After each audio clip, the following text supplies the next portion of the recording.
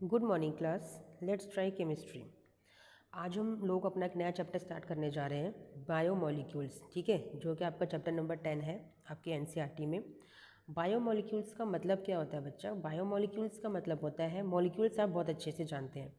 Bio का मतलब होता है लिविंग, यानी कि उन कंपोनेंट्स की, उन मॉलिक्यूल्स की हमें स्टडी करनी है जो लिविंग कंपोनेंट्स हैं, लिविंग मॉलिक्यूल्स हैं। ठीक है, उनकी हम स्टडी करते हैं इस चैप्टर के अंदर। ठीक है बच्चा, अब इसमें पता है हम लोगों को ना सारी चीज़ें नहीं पढ़नी होती हैं, हमें जो कुछ इंपॉर्टेंट चीज़ें हैं उनको ही हम लोगों को स्टडी करना होता है। ठीक है, जैसे कि हमें जो टॉपिक इसमें स्टडी करना है बच्चा, ठीक है, वो है आपका सबसे पहले कार्बोहाइड्रेट्स। कार्बोहाइड्रेट्स जैसे आपको वर्ड समझ में आ रहा होगा, कार्बन, हाइड्रेट्स यानी कि प्लस हाइड्रोजन। कार्बन और हाइड्रोजन से मिलकर जो आपका एक मॉलिक्यूल का फॉर्मेशन होता है उसे हम बोलते हैं कार्बोहाइड्रेट्स। ठीक है, इसका जो जनरल फॉर्मूला होता है वो होता है CxH2O होल वाई।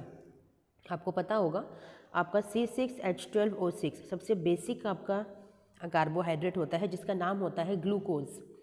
जिसका नाम होता है बच्चा ग्लूकोज। ठीक है, तो वो बेसिक स्ट्रक्चर यहाँ पे जो ये फॉर्मेशन होता है आपके इस फॉर्मूले का, वो इसी फॉर्मूले से डिज़ाइन होता है, that is CxH2O whole Y. ठीक है, इससे आपका ये डिज़ाइन किया जाता है। ठीक है बच्चा, अब चलो देखो, इसमें हमें ना कुछ टाइप्स पढ़ने हैं आपके कार्बोहाइड्रेट्स के। ठीक है, जैसे कि आपको जो कार्बोहाइड्रेट्स के टाइप्स यहाँ पे स्टडी करने हैं बच्चा, वो हैं आपके मोनोसैकेराइड्स, ओलिगोसैकेराइड्स एंड पॉलीसैकेराइड्स।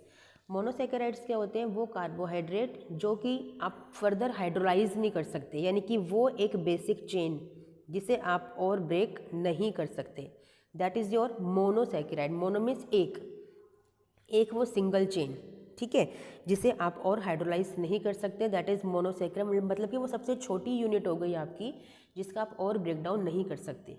ठीक है, समझ में आया? जैसे आपके कॉमन बेसिक एग्जांपल्स जो होते हैं आपके, ये ग्लूकोज, फ्रक्टोज, राइबोज, ये होते हैं आपके बेसिक मोनोसैकेराइड्स। ठीक है, अब आते हैं आपके ओलिगोसैकेराइड्स। ओलिगोसैकेराइड्स क्या होते हैं? वो सैकेराइड्स यानी कि वो मोनोसैकेराइड यूनिट्स जो 2 या 10 यानी कि 2 से लेके 10 तक की जब मोनोसैकेराइड की यूनिट्स को आप ज्वाइन कर देते हो, जब 2 से लेके 10 तक की मोनोसैकेराइड यूनिट्स को आप ज्वाइन कर सकते हो और हाइड्रोलाइज करने पर आपको वापस से वो मिल जाए, दैट इज़ ओलिगोसैकेराइड। ठीक है, इसका जो सबसे बेसिक आपका जो ये एग्जाम्पल होता है वो क्या होता है? आपका सुक्रोज, जिसका हाइड्रोलाइज करने पर आपको एक ग्लूकोज मिलता है और एक फ्रक्टोज मिलता है। ठीक है, समझ में आया? तो सुक्रोज वो ओलिगोसैकेराइड की यूनिट है जिसको हाइड्रोलाइज करने से आपको 2 मोनोसैकेराइड की यूनिट्स मिल जाती हैं। तो वही कहा जा रहा है कि ओलिगोसैकेराइड क्या है? जहाँ पे 2 या 10 यानी कि 2 से लेके 10 तक की जब मोनोसैकेराइड यूनिट्स आपको मिल जाती हैं ऑन हाइड्रोलाइसिस। ठीक है, अब पॉलीसैकेराइड्स क्या है? पॉलीसैकेराइड्स वो होते हैं जब large number of monosaccharide units आपको मिलती हैं ऑन हाइड्रोलाइसिस, जैसे कि आपके सेलुलोज, स्टार्च, ग्लाइकोजन, गम्स, ये सब। ठीक है ना, ये आपके पॉलीसैकेराइड्स के अंदर आते हैं। ठीक है बच्चा, चलिए इसके बाद आपको क्या स्टडी करना है? इसके बाद आपको स्टडी करना है आपके ग्लूकोज के बारे में, आपकी preparation of glucose which is very important. आपको ग्लूकोज की प्रिपरेशन सीखनी है, कैसे आप एक सुक्रोज की यूनिट से जब उसका हाइड्रोलाइज करते हो, अभी मैंने ऊपर थ्योरेटिकली आपको पढ़ाया, ये केमिकल रिएक्शन है। जब सुक्रोज का आप हाइड्रोलाइसिस करते हो तो आपको एक यूनिट ग्लूकोज की मिलती है और सेकंड यूनिट आपको फ्रक्टोज की मिलती है। ठीक है ना, तो दोनों का सेम फॉर्मूला होता है, तो आपको ये मिल जाता है। इसके बाद आपका स्टार्च या फिर सेलुलोज को भी जब n नंबर ऑफ चेन्स को आप n number of times hydrolyse करते हो तो भी आपको n number of units glucose की मिल जाती हैं। ठीक है, इंपॉर्टेंट वाला वैसे यही है। ठीक है, अब इसके बाद बच्चा आपको क्या करना है?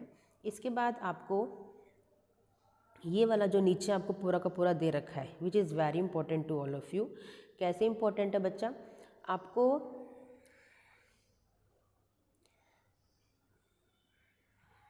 ये एग्ज़ाम में क्वेश्चन डेफिनेटली 100% आता ही आता है कि जो स्ट्रक्चर ऑफ ग्लूकोज जो कि मिला था, जो क्या मिला था, C6H12 जो फॉर्मूला मिला था ग्लूकोज का, इसके लिए स्ट्रक्चर को कैसे डिज़ाइन किया गया। तो स्ट्रक्चर का जो डिज़ाइनिंग है वो यहाँ इन केमिकल रिएक्शन से किया गया था, काफ़ी रिसर्च हुई थी। ठीक है। जैसे कि पहले क्या पता चला कि सबसे पहले आपको मॉलिक्यूलर फॉर्मूला मिल गया था, उसके बाद इस मॉलिक्यूलर फॉर्मूले की रिएक्शन करवाई गई थी हाइड्रोजन आयोडाइड के साथ। ठीक है, तो क्या पाया गया कि जो आपके ग्लूकोज का जो ये फॉर्मूला है ना, ये एक स्ट्रेट चेन है। क्या पाया गया कि जो ग्लूकोज का फॉर्मूला है वो एक स्ट्रेट चेन है, क्योंकि वो एन हेक्सेन का फॉर्मूला बन के आया, यानी कि एन हेक्सेन का स्ट्रक्चर बन के आया। तो पता चला कि वो एक स्ट्रेट चेन है। ठीक है, उसके बाद इसकी रिएक्शन करवाई गई हाइड्रोक्सिल अमीन के साथ। तो पता है क्या मिला, यहाँ पे एक ऑक्साइम मिला। ऑक्साइम कब मिलता है, जब यहाँ पे जो आपका कार्बन था वो एक कार्बोनिल ग्रुप था। क्या पता चला कि जो कार्बन है आपके इस ग्लूकोज के स्ट्रक्चर में वो एक कार्बन क्या है, कार्बोनिल ग्रुप है। ठीक है, ये तो हमें पता चल गया तो हमने इसे लिख दिया, अदरवाइज ये थोड़ी पता चला था हम लोगों को सिर्फ ये पता चला था। ठीक है, एक और रिएक्शन करके रीवेरीफाई किया गया कि जब हाइड्रोजन साइनाइड से रिएक्शन कराई गई तो साइनोहाइड्रिन बना, जो भी कब रिएक्शन करता है, कब बनता है, जब यहाँ पर कोई भी कार्बोनिल ग्रुप होता है, यानी कि कोई भी CO ग्रुप होता है, उस केस में ऐसा होता है। आप चैप्टर पढ़ के आ चुके हो एल्डिहाइड, तो आपको ये बहुत अच्छे से आता है बच्चा।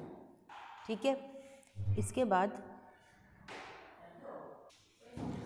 ठीक है बच्चा, इसके बाद हमने रिएक्शन कराई ब्रोमीन वाटर के साथ। ठीक है, जब ब्रोमीन वाटर से रिएक्शन कराई तो क्या पाया गया कि जब ब्रोमीन वाटर से रिएक्शन कराई तो जो कार्बोनिल ग्रुप था ना वो आपका कार्बोक्सिलिक एसिड में कन्वर्ट हो गया। और आपने बहुत अच्छे से पढ़ा है कि ब्रोमीन वाटर से रिएक्शन करने के बाद वही कार्बोक्सिलिक एसिड बनता है जब आपका रिएक्टेंट में क्या हो, एल्डिहाइड हो। यानी कि क्या पता चल गया कि जो कार्बोनिल ग्रुप आपको मिला था वो क्या था, कार्बोनिल ग्रुप आपका एल्डिहाइड था। क्या था बच्चा, एल्डिहाइड था। यहाँ पे एक एल्डिहाइडिक ग्रुप प्रेजेंट था, ये पता चला। ठीक है, इसके बाद रिएक्शन कराई गई एसिटिक एनहाइड्राइड के साथ। तो उससे क्या पता चला कि एक कार्बन तो आपका एल्डिहाइड है, ये तो पता चल चुका था, लेकिन बाकी जो 5 कार्बन थे ना, टोटल आपके 6 कार्बन होते हैं, 1 कार्बन आपका एल्डिहाइड निकला। जो बाकी 5 जो बाकी 5 कार्बन थे वो क्या थे, आपके प्राइमरी कार्बन्स थे। क्या थे वो, प्राइमरी कार्बन्स थे, यानी कि वहाँ पर OH ग्रुप जो थे वो 5 OH ग्रुप लगे हुए थे। प्राइमरी का इसके बाद हुआ था। वैसे यहाँ पे क्या पता चला था कि इन 5 कार्बन के ऊपर आपके 5 OH लगे हुए हैं, यानी कि हर कार्बन के पास एक एक OH है, ये पता चला था। ठीक है, इसके बाद लास्ट जो रिएक्शन करके देखी गई थी उससे ये पता चला था बच्चा कि जब ऑक्सीडेशन किया गया तो पता चला कि जो ये 5 कार्बन के पास एक एक अल्कोहलिक ग्रुप था, OH था, वो कौन से थे, वो प्राइमरी अल्कोहल्स थे। ऑक्सीडेशन से ये पता चला। ऑब्वियसली प्राइमरी अल्कोहल्स का ऑक्सीडेशन करते हो तभी तो कार्बोक्सिलिक एसिड आपको मिलता है। ठीक है ना, समझ में आया बच्चा। तो इस तरह से पूरा स्ट्रक्चर आपके ग्लूकोज का डिज़ाइन हुआ, बच्चा, जो कि बहुत इंपॉर्टेंट एक इन्वेंशन थी, डिस्कवरी थी, जिससे पता चला। क्योंकि हमें सिर्फ और सिर्फ ये पता था कि आपका जो ग्लूकोज है उसका ये फॉर्मूला होता है, लेकिन इसका स्ट्रक्चर ही नहीं पता था। अब स्ट्रक्चर जानना ज़रूरी क्यों है, स्ट्रक्चर जानना ज़रूरी इसलिए होता है बच्चा क्योंकि उससे ही हम फर्दर रिएक्शंस को परफॉर्म करते हैं। ठीक है बच्चा, समझ में आ गया ना। हमें सिर्फ और सिर्फ ये पता चला था कि एक फॉर्मूला है C6H12O6 का, और इसके बारे में कुछ भी नहीं पता था। तो इन बाकी रिएक्शंस से हमें यही पता चला। ठीक है, जब हाइड्रोजन आयोडाइड से रिएक्शन कराई तो क्या पता चला कि एक स्ट्रेट चेन है। जब आपकी रिएक्शन कराई हाइड्रोक्सिल अमीन, ठीक है, और HCN के साथ, तो क्या पता चला कि इसका जो फर्स्ट कार्बन है वो एक कार्बोनिल ग्रुप है। ठीक है, फिर रिएक्शन कराई ब्रोमीन वाटर के साथ, तो क्या पता चला कि जो कार्बोनिल ग्रुप है वो आपका एल्डिहाइडिक ग्रुप है।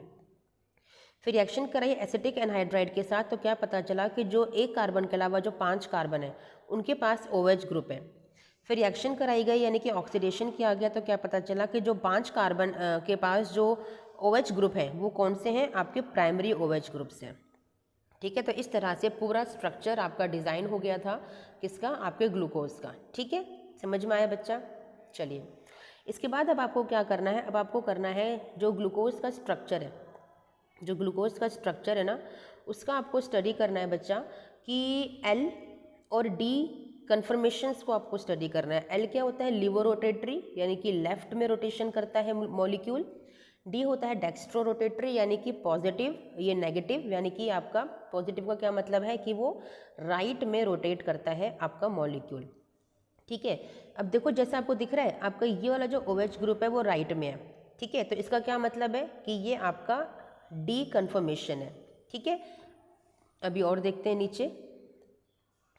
ठीक है, आपको ये दिख रहा है ग्लिसरॉल्डिहाइड, ये ग्लिसरॉल्डिहाइड ही डिसाइड करता है, यही आपको बताता है कि जो आपका राइट में OH है इसका मतलब ये प्लस यानी कि डी कन्फर्मेशन है, आपका लेफ्ट में OH है यानी कि नेगेटिव यानी कि ये L कन्फर्मेशन है, यानी कि राइट D लेफ्ट L। समझ में आया बच्चा? ठीक है, इस तरह से आप पता करते हो कि कोई कन्फर्मेशन D है कि L है। ठीक है, चलिए इतना आपको पता चल गया। अब देखिए, अब आपको साइक्लिक स्ट्रक्चर बनाना भी सीखना है। जो इंपॉर्टेंट चीज़ें चैप्टर में वही कराऊंगी क्योंकि वही एग्जाम पॉइंट ऑफ व्यू से इंपॉर्टेंट है, बाकी आप लोग अपने नॉलेज के लिए रीड कर सकते हो। ठीक है, अब देखिए बच्चा, आपने ही देखा ये OH राइट में है तो यानी कि आपका D कन्फर्मेशन है, ये रही आपकी D पॉजिटिव कन्फर्मेशन है, D पॉजिटिव ग्लूकोज है। अब आपको यहाँ पे सीखनी है अल्फ़ा एंड बीटा कन्फर्मेशंस।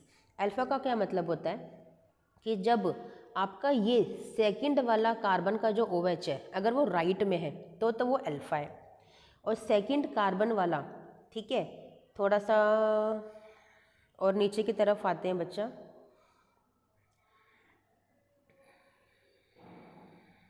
इन्होंने अच्छे से नहीं दे रखा आपके NCERT के अंदर। इन्होंने क्या किया है, वेट, इन्होंने क्या किया है, इन्होंने फर्स्ट कार्बन को बताया है। चलिए कोई बात नहीं, आप देखिए यहाँ पे जो फर्स्ट कार्बन का यानी कि CHO वाला ही जो OH था, जब वो राइट में आपका बनता है तो वो अल्फ़ा है, और अगर ये लेफ्ट में जाता है तो ये आपका बीटा होता है। ठीक है, राइट में है तो ये आपका अल्फ़ा है, ये आपका लेफ्ट में है तो ये आपका बीटा है। ठीक है, इस तरह से बनता है। अब देखो, जो स्ट्रक्चर बनाया गया है साइक्लिक, वो कैसे बनाया गया है। आपका जो CHO का यहाँ पे CHO का जो डबल बॉन्ड O था ना, इस डबल बॉन्ड O को ब्रेक किया, और जो सेकंड वाले कार्बन का जो OH है ना, इस OH के बॉन्ड को ब्रेक किया। अब जो ये वाला O है वो तो देखो कैसे लगाया गया, देखो यहाँ से इस तरह से इससे ज्वाइन करके यहाँ पर लगाया गया, ये रहा वो ऑक्सीजन आपके पास, ये तो OH बन गया। कैसे, ये वाला जो H है ना, ये H चला गया ऑक्सीजन के पास, तो ये रहा OH, और जो ये वाला ऑक्सीजन है, ये वाला ऑक्सीजन, इसको थोड़ा सा लंबा बॉन्ड करके ऐसे शो कर दिया गया है कार्बन कार्बन के साथ। ठीक है, तो देखो ये स्ट्रक्चर आपको दिखाई दे रहा है, ये स्ट्रक्चर आपका साइक्लिक स्ट्रक्चर है। देखो ना, ये रहा ये स्ट्रक्चर आपका साइक्लिक, पूरा का पूरा बंद हो गया स्ट्रक्चर, तो इट्स अ साइक्लिक स्ट्रक्चर। ठीक है, ये भी साइक्लिक स्ट्रक्चर है। ये है अल्फा D ग्लूकोज के लिए क्योंकि ये राइट में आ रहा है, ये है आपका बीटा D ग्लूकोज के लिए क्योंकि लेफ्ट में आ रहा है। समझ में आया बच्चा? ये भी कभी कभी एग्जाम में बनाने के लिए आ जाता है, और बनाने के लिए नहीं भी आए तो हो सकता है कि ऑब्जेक्टिव क्वेश्चन में आपको मिल जाए। ठीक है बच्चा, चलिए इतना आपको समझ में आया। ये है कंप्लीट इसका साइक्लिक स्ट्रक्चर, पायरान से जो डिज़ाइन किया गया है। पायरान का क्या मतलब है, पायरान आपका स्ट्रक्चर है, इट इज़ पायरान। ठीक है, इसमें देखिए अल्फा D पॉजिटिव और बीटा D पॉजिटिव स्ट्रक्चर बनाए गए हैं। क्योंकि पायरान से बनाया गया है तो इसलिए इसको क्या बोलते हैं, ग्लूकोपायरानोज। क्या बोलते हैं, ग्लूकोपायरानोज। ठीक है, वहाँ ऊपर जो भी स्ट्रक्चर्स आपके राइट में थे, राइट का स्ट्रक्चर का क्या मतलब है कि जो भी आपके राइट में OH ग्रुप थे, जितने भी आपको ये OH ग्रुप दिख रहे हैं ना, ये वाले जितने भी आपको OH ग्रुप दिख रहे हैं राइट वाले, ये सभी के सभी आपके स्ट्रक्चर में जो अभी नीचे साइक्लिक स्ट्रक्चर आप बनाओगे ग्लूकोपायरानोज का, सारे सारे राइट वाले नीचे की तरफ आएंगे, और जितने भी लेफ्ट वाले होते हैं ये सब ऊपर की तरफ आते हैं। ठीक है, कैसे, देखो बच्चा, ये रहे जितने भी राइट वाले थे वो सब नीचे हैं, देखो ये रहे। ठीक है, और जो लेफ्ट वाले थे वो ऊपर है, और CH2OH को नंबर 6 कार्बन को एज इट इज़ लिख देते हैं, ऊपर नीचे कहीं भी लिख दो, नीचे स्टेरिक हिंड्रेंस हो जाएगी तो इसलिए ऊपर इसको ओपनली लिख दिया गया है। ऐसे आपका बीटा में किया है, जितने भी राइट वाले थे, जितने भी आपके राइट वाले थे वो तो नीचे की तरफ है, और जो लेफ्ट वाले थे वो ऊपर की तरफ है। ठीक है, इस तरह से स्ट्रक्चर को डिज़ाइन किया जाता है बच्चा, समझ में आ गया। तो ये ग्लूकोज यहाँ पे आपका एंड होता है। ठीक है, इसके बाद आपका आता है फ्रक्टोज। ग्लूकोज फ्रक्टोज के स्ट्रक्चर में क्या डिफरेंस है बच्चा, ग्लूकोज में आपका जो फर्स्ट नंबर का कार्बन होता है वो तो एक एल्डिहाइडिक कार्बन होता है, फ्रक्टोज में आपका सेकंड नंबर का कार्बन जो होता है वो कीटोनिक होता है, यानी कि इसका सेकंड नंबर ऑफ कार्बन क्या है, कीटोन है। ठीक है, बाकी सब कुछ सेम है स्ट्रक्चर के अंदर। इसका जो स्ट्रक्चर है वो फ्यूरान से लिया गया है, तो इसलिए इसको बोलते हैं फ्रक्टोफ्यूरानोज। फ्रक्टोफ्यूरानोज अल्फा, पहले D देखो, D नेगेटिव है और ये भी D नेगेटिव है। ठीक है, D मतलब आपका राइट में आपका ये OH आ रहा है। ठीक है, अल्फा का क्या मतलब है, ये वाला OH देखो राइट में है। बीटा का क्या मतलब है कि वाला OH आपका लेफ्ट में है। जैसे ऊपर आपने ग्लूकोज के स्ट्रक्चर को साइक्लिक स्ट्रक्चर में कन्वर्ट किया था, वैसे ही यहाँ पर भी साइक्लिक स्ट्रक्चर में कन्वर्ट किया गया है। ठीक है, इंपॉर्टेंट आपका वही है ग्लूकोज वाला। ठीक है, इसमें भी देख लीजिए वही सेम है, आपके जितने भी ऊपर वाले जो OH ग्रुप थे वो सभी के सभी नीचे आए हुए हैं और लेफ्ट वाले कहाँ हैं, आपके ऊपर की तरफ है। ठीक है बच्चा, समझ में आ गया। चलिए, इसके बाद आपको करना है एक इम्पॉर्टेंट क्वेश्चन है glycosidic linkage. What is glycosidic linkage? जब दो मोनोसेकेराइड यूनिट्स आपकी ज्वाइन होती हैं एक ऑक्सीजन के साथ, दैट इज ग्लाइकोसिडिक लिंकेज। इसे ग्लाइकोसिडिक बॉन्ड भी बोला जाता है। सुक्रोज का स्ट्रक्चर है अल्फा डी ग्लूकोज और बीटा डी फ्रक्टोज को ज्वाइन करके बनता है। इसका C1 कार्बन और इसका C2 कार्बन। ठीक है, ये आपको याद रखना होगा क्योंकि ऑब्जेक्टिव क्वेश्चन में पूछ लिया जाता है बच्चा। ठीक है, फिर है आपका माल्टोज। माल्टोज के लिए देखिए एक यूनिट आपकी अल्फा डी ग्लूकोज की चाहिए और दूसरी यूनिट भी आपकी अल्फा डी ग्लूकोज की होनी चाहिए, बट इसका C1 कार्बन C4 कार्बन से अटैच होता है विद अ ग्लाइकोसिडिक लिंकेज। ठीक है, इजी है, याद करेंगे हो जाएगा बच्चा। लैक्टोज के लिए देख लीजिए, लैक्टोज का आपका beta D galactose and beta D glucose की एक यूनिट है। इसका C1 कार्बन और इसका C4 कार्बन ग्लाइकोसिडिक लिंकेज से अटैच्ड होता है। ठीक है बच्चा, चलिए समझ में आ गया। ठीक है, अमाइलोज का देख लीजिए काफ़ी बड़ा स्ट्रक्चर है, कोई भी लर्न करने की ज़रूरत नहीं है इसके अंदर। ऐसे आपका अमाइलोपैक्टिन है, सेलुलोज है, इनको भी कुछ भी करने की छेड़ने की ज़रूरत आपको नहीं है। ठीक है, अब आते हैं प्रोटीन पे। ये प्रोटीन का ना बेसिक स्ट्रक्चर होता है जो अल्फा अमीनो एसिड से बनता है। Alpha amino not alpha, amino acid से मिलके बनता है। अमीनो एसिड की बहुत सारी चेन होती हैं, या फिर ये कह सकते हो कि अमाइन ग्रुप की और COOH की बहुत सारी चेन होती हैं जो अटैच होकर अमीनो एसिड का फॉर्मेशन करती हैं। ठीक है, ये रही आपकी COOH और NH2 की यूनिट। ठीक है, ओके बच्चा, ये है आपका अमीनो एसिड का स्ट्रक्चर। ये डिफरेंट अमीनो एसिड्स आपको दे रखे हैं, लर्न करने की ज़रूरत नहीं है, केमिस्ट्री में नहीं आते, ये बायो स्टूडेंट्स के लिए होते हैं। ठीक है, एक इंपॉर्टेंट क्वेश्चन यहाँ से आता है, essential amino acids and non essential amino acids. जो अमीनो एसिड्स आपके बॉडी में बनते हैं वो तो होते हैं नॉन एसेंशियल, क्योंकि बाहर से लेने की ज़रूरत आपको नहीं है, बॉडी में ही अपने आप बन रहे हैं। Which can be synthesised in the body are non as essential amino acids, non essential amino acids. ठीक है, और जिन्हें बाहर से लेने की ज़रूरत होती है, मतलब डाइट में होने ही चाहिए आपके, वो होते हैं एसेंशियल अमीनो एसिड्स। मतलब वही है ना, घर की मुर्गी दाल बराबर, ये बॉडी में जो चीज़ ऑलरेडी है तो इंपॉर्टेंट नहीं है, इट मीन्स नॉन एसेंशियल, और जो चीज़ बॉडी में है नहीं है, बाहर से लेने की ज़रूरत है, that is essential amino acid. ठीक है, नेक्स्ट है आपका ज्यूटर आयन। ये मैंने बना के दिखाया था आपको अमाइन चैप्टर के अंदर, वैसे ही यहाँ पे ज्यूटर आयन का फॉर्मेशन होता है। ये एक आपका अमीनो एसिड है, यहाँ से H ब्रेक डाउन होगा और नाइट्रोजन की तरफ से एक्सेप्ट कर लिया जाएगा, तो ये बन गया आपका ज्यूटर आयन। ठीक है, चलिए ये सब चीज़ें आपको नहीं करनी है। ठीक है, इसमें आपको स्ट्रक्चर बस इंपॉर्टेंट ये है जानने के लिए, थ्योरी में क्वेश्चन आता है एक, कि जो सेकेंडरी स्ट्रक्चर होता है प्रोटीन का, प्रोटीन के primary, secondary, tertiary and quaternary structures होते हैं। जो प्राइमरी स्ट्रक्चर होता है वो तो आपका सिंपल एक सिंगल चेन है, जिसे आप प्राइमरी स्ट्रक्चर मान सकते हो। ठीक है, और जो सेकेंडरी स्ट्रक्चर होता है ये दो में डिवाइडेड है, एक अल्फा हेलिक्स में। ठीक है, आपको ये दिख रहा है ना, ये अल्फा हेलिक्स स्ट्रक्चर है एक्चुअली में, जो कि प्राइमरी की तरह दिखता है आपको, लेकिन एक कोइल्ड स्ट्रक्चर है। इट्स अ कोइल्ड स्ट्रक्चर, जिसकी जो बॉन्डिंग है वो CO और NH के बीच है। किसकी वजह से? हाइड्रोजन बॉन्डिंग की वजह से। यहाँ से 2 मार्क्स में क्वेश्चन एग्जाम के अंदर आता है बस। ठीक है, ज़्यादा कुछ करने की ज़रूरत नहीं है इस चैप्टर के अंदर आपको। सेकेंड जो सेकेंडरी स्ट्रक्चर होता है that is beta pleated sheets. अब देख रहे हो इस तरह से 3 आपकी चेन अटैच हो गई और यहाँ पे फर्दर अटैचिंग है अभी, यानी कि बहुत बड़ी चेन है जो आपके एक एक यूनिट आपकी ज्वाइन हो रही है हाइड्रोजन बॉन्ड के through. It is a beta pleated sheet. ठीक है, टर्शियरी स्ट्रक्चर है वो और भी ज़्यादा कोइल्ड होता है। मैं आपको एक स्ट्रक्चर दिखाती हूँ इस तरह से, देखिए ज़रा। ये देखिए, प्राइमरी तो सिंपल स्ट्रेट स्ट्रक्चर है, सेकेंडरी में देखिए आपकी कॉइलिंग हो जाती है, टर्शियरी में देखिए जब 2 या 2 से ज़्यादा यूनिट ऐसे कोइल्ड स्ट्रक्चर्स आपके अटैच होते हैं तो इन्हें बोलते हैं टर्शियरी स्ट्रक्चर्स। और क्वाटर्नरी कौन से होते हैं? जब टर्शियरी ही बहुत सारी यूनिट्स ऐसे कोइल्ड आपके ज्वाइन हो जाएं तो ये होती हैं आपके क्वाटर्नरी स्ट्रक्चर्स। ठीक है बच्चा, समझिए रियल स्ट्रक्चर्स देखो दिख रहे हैं आपको। ठीक है, जो बॉडी के अंदर मिलते हैं, समझ में आया बच्चा।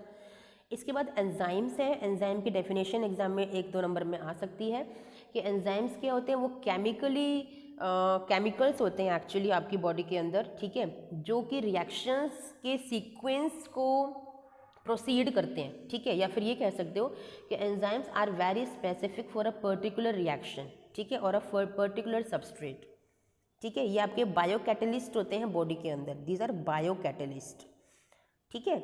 बहुत सारी चीज़ें इसमें बायो के बच्चों के लिए हैं जो आपको नहीं देखनी है। विटामिन्स भी आप बचपन से पढ़ते आ रहे हो, ठीक है, fat soluble, water soluble. Fat soluble vitamins कौन से होते हैं? आपके A, D, E K, these are fat soluble vitamins. Water soluble मतलब जो पानी में वॉश करने से या पानी में जाते ही घुल जाते हैं, वो विटामिन बी और विटामिन सी होते हैं। कहते हैं ना सब्जियां ज़्यादा वॉश करने से क्या होता है, आपके बी और सी विटामिन्स आपकी सारे वहीं पे वेस्ट हो जाते हैं। ये सारे विटामिन्स की आपको दे रखी है, बचपन से आप इन्हें पढ़ते आ रहे हो, एक बार नज़र मार लीजिएगा बस, ठीक है। न्यूक्लिक एसिड आपको पता है, न्यूक्लिक एसिड आप दो तरह के पढ़ते हो, डीएनए, आरएनए। न्यूक्लिक एसिड क्या होता है? जो रिस्पॉन्सिबल होते हैं आपके प्रोटीन्स के फॉर्मेशन के लिए, ठीक है, न्यूक्लियस ऑफ द सेल में प्रेजेंट होते हैं। DNA deoxy ribo nucleic acid, RNA ribo nucleic acid, ठीक है बच्चा, सिंपल है, ठीक है। ये सारे टाइप्स आपको दे रखे हैं, बस ये सब चीज़ें करने की ज़रूरत नहीं है आपको, ठीक है।